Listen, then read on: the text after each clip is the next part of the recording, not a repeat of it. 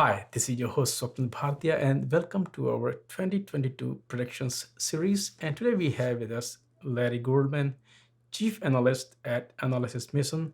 Larry, it's great to have you on the show. Well, it's good to be here. Thanks for having me.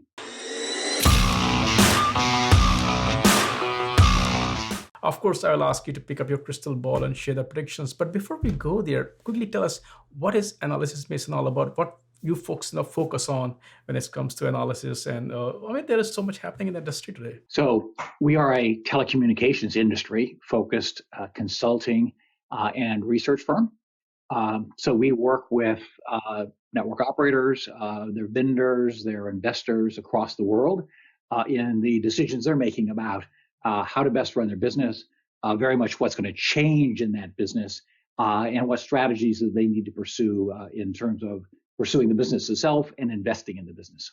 Excellent. Now it's time for you to pick up your crystal ball and tell us what predictions you hold for 2022 or this year. Well, for the telecommunications industry in particular, certainly it's a year of trying to say, how do we make the most out of 5G?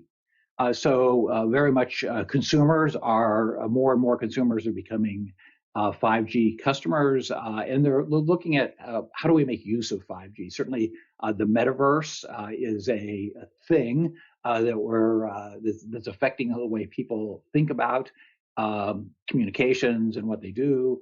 And we think that a lot of effort will go around gaming, cloud gaming, and things that start to make use of 5G. But we also believe that the usage is going to be limited somewhat by the availability of handsets.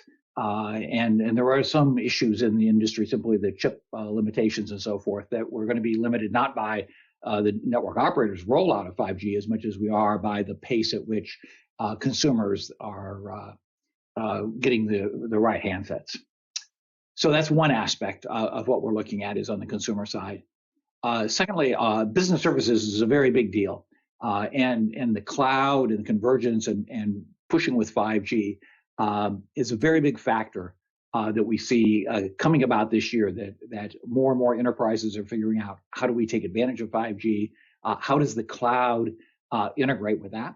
And in the same sense that we're talking about things like cloud gaming and that kind of thing in the consumer side, cloud-enabled functions are a very big thing, big factor, if you will, that's affecting what we see happening in the year ahead. So 5G will become more important for enterprises, but because they're trying to make the most use of the cloud. And the last thing I'd like to point out is just the way investors and network operators and other key players are investing. So it is a year of really investing in 5G standalone, a cloud native deployment is a really important part. So there's a big theme that says cloud is affecting the telecom industry, and the telecom industry is enabling more use of the cloud. What are the things that you folks will be focusing on this year? I do see a theme there with 5G there, but tell us. Well, I think we're very much focused on what does it take investment-wise to make these things work. So we see different investment models for network operators. In the past, a network operator like AT&T would invest in and own all of their infrastructure, build out all the network, be the direct supplier to all the consumers.